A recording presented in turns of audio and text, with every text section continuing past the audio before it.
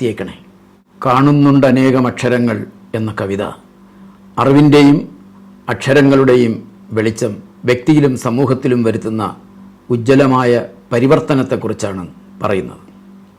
ഈ കാവ്യഭാഗം വിദ്യാഭ്യാസം ഒരു സാമൂഹിക വിളക്ക് പോലെയാണ് എന്ന് നമ്മെ പഠിപ്പിക്കുന്നു.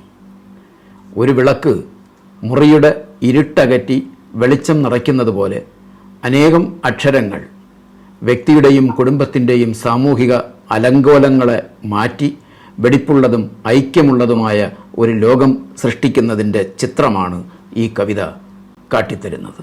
വെളിച്ചം അറിവാണ്.